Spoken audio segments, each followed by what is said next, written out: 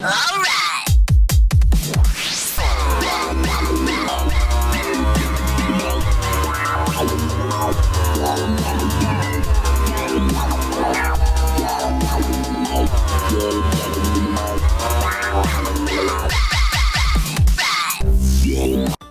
to This Week in Gaming with me, GD, the hottest place for the news, the UK top 5 games, and new releases of the week. In this week's news, we have Valve showing off something steamy, most of us rolling in GTA dollars, next-gen launch lineups announced and bad news, Activision pretends to be Rockstar, Sony reaches a milestone, and Microsoft surprising its fans. Also, if you want to skip to a certain section of the video, just click on the labelled section to the left.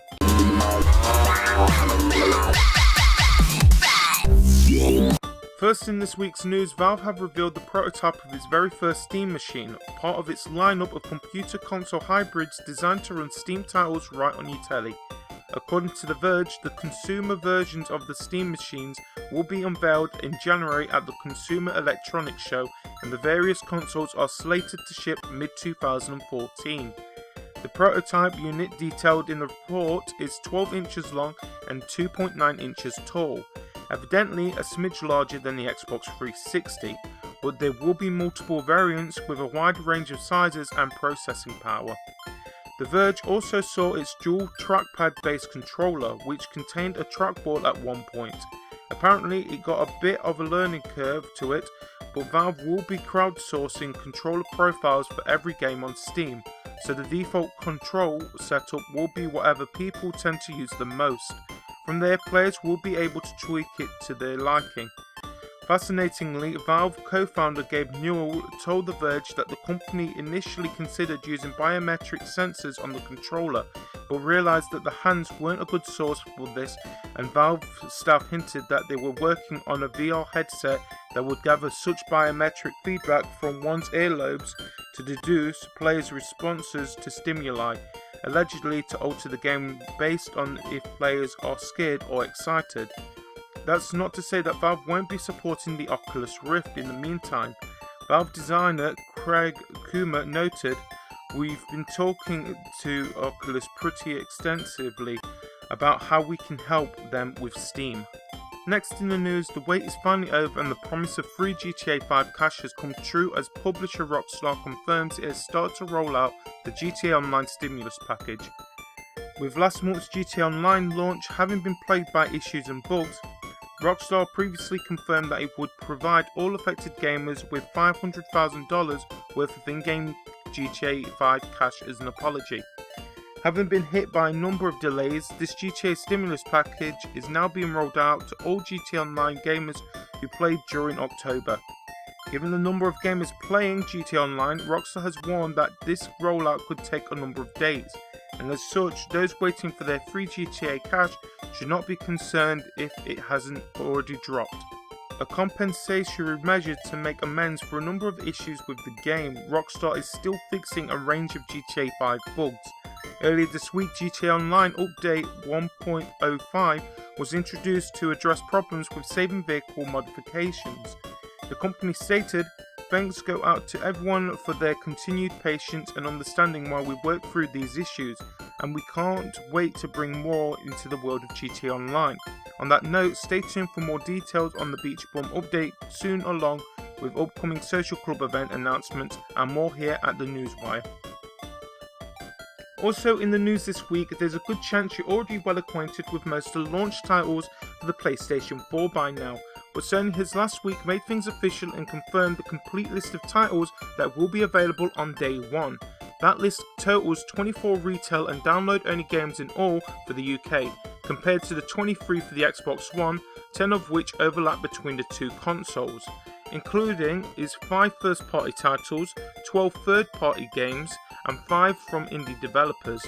Sony does note the list is still subject to change. We just saw Angry Birds Star Wars added to both the PS4 and Xbox One launch lineups, but time is obviously running out for many major additions. Also, while this is the launch day lineup, Sony has of course announced a number of other games they're set to roll out by the end of the year or early next year, some of which were pushed back from launch due to delays. You can find the complete launch lineup for both the PS4 and Xbox One in the links in the details. Also, Albert Pinello of Microsoft says the Xbox One will be essentially useless without the launch date update. Now, it's no secret that Microsoft have a day one patch waiting for the Xbox One when it comes out, but it will probably come as a surprise that it's more than just your usual spot of updating. Pinello, Microsoft's Director of Product Planning, told Engadget that the out-of-the-box console will do nothing without the day one patch. You need the day one update, he said. Functionally, you will be able to do very little without taking the day one update. The issue, Pinello explained, is that the Xbox One is being shipped with an old, and from the sounds of it, incomplete version of the operating system. A lot of the apps come with the day one update because they wouldn't have even been done, he said. You're going to need to take this update. It's not going to be really an optional thing. Microsoft made a lot of noise about dropping its online DRM for the Xbox One back in June, but it seems clear that the system's functionality is still going to be heavily dependent on connectivity. It likely won't be a problem for owners in well-surfaced areas with fast, reliable internet, but not everyone is in the boat, believe it or not. And even those who are might find it a little hairy when half the planet is trying to nab the update at the same time.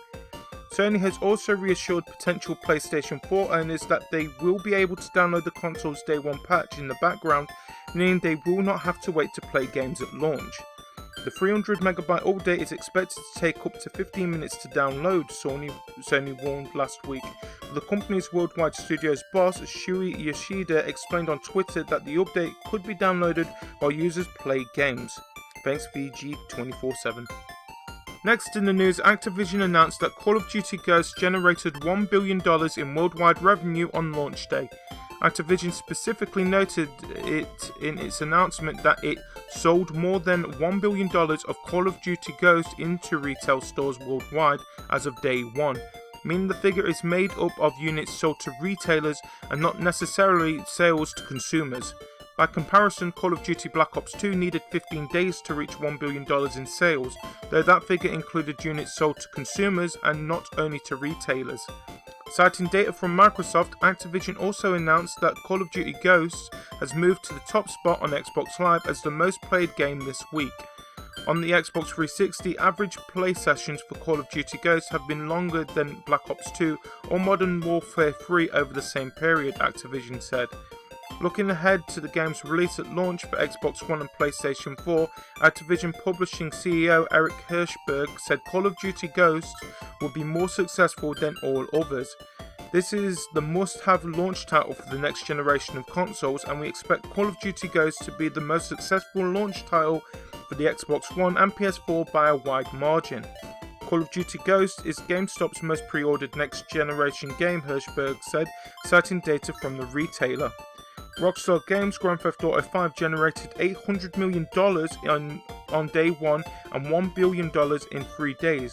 Notably, however, these figures are based on units sold to consumers. Also in the news, PlayStation 3 sales have hit an 80 million mark, Sony has announced. That's as of 2nd of November 2013. PlayStation 3 launched in Japan on the 11th of November 2006. It didn't launch in Europe until March 2007, making the console nearly 7 years old. So, how does PlayStation 3 compare to its current generation competitors? Last month, Microsoft announced that Xbox 360 had sold 80 million units worldwide. It should be noted that Microsoft's console launched a year before PS3 on the 22nd of November 2005. Both the PS3 and Xbox 360 have been outsold by Nintendo's Wii, however, which has sold an incredible 100 million units worldwide since it launched on 19th of November 2006. Will PS3 eventually hit the 100 million sales mark? Possibly, but it seems unlikely to hit the sales high of its predecessor, the PS2, which sold 155 million units worldwide, making it the best-selling console ever. Finally, in this week's news, do you want a free Xbox One? Microsoft is apparently sending out Xbox One consoles for free. With the console, lucky winners are getting Forza 5, Dead Rising 3, Rise Son of Rome, Zoo Tycoon and Killer Instinct. On top of that, 12-month subscriptions for Xbox Live Gold, and Xbox Music also comes with the package. Here's the catch though, not everyone will be getting one. Of course you should know that by now, nothing is free in this life, well except this. Some fans have been reporting that they have received emails from Microsoft stating they won an Xbox One and some games to go along with it. So why is Microsoft doing this? It turns out that Microsoft is handpicking these lucky winners because of their loyalty to Xbox. According to the official Xbox Live Twitter account, these lucky winners are selected because of certain factors, which is the number of gamer score a user has, Xbox Live tenure, and how many years the user has had an Xbox account for. Game Informer has apparently cracked Microsoft's code, and they state, it seems that the prizes started kicking in if you are a master level in the Xbox Rewards program. This requires a 75,000 gamer score and doesn't consider the length of Xbox Live membership. So what do you think of Valve's prototype? Have you received your stimulus package yet? You upset about Xbox One's Day 1 update? Do you think PS3 will make 100 million sales? Have you received a surprise email from Microsoft? Tell us in the comments.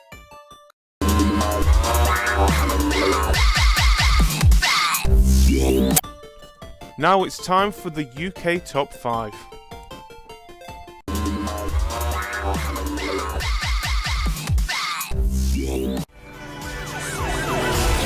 Suppose a group hug's out of the question.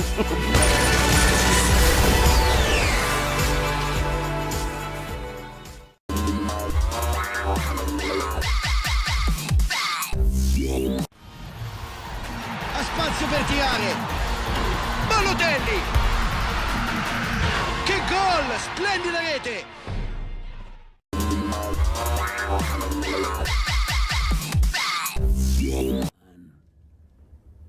And even I dare ask.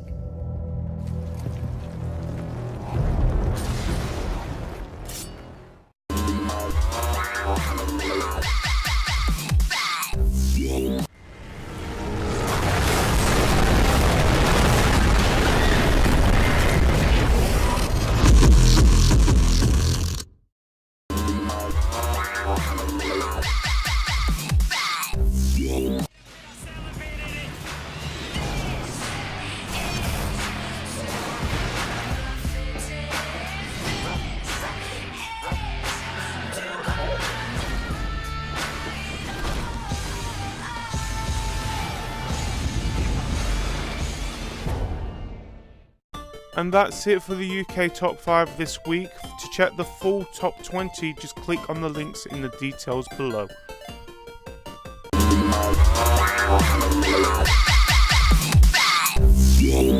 Now it's time for the new releases of the week, starting with Deadfall Adventures on the Xbox 360 and PC, out November 15th. Next, we have LEGO Marvel Superheroes on the PS3, PC, DS, 3DS, Wii U and Vita, out November 15th. Also, we have X Rebirth on the PC, out November the 15th.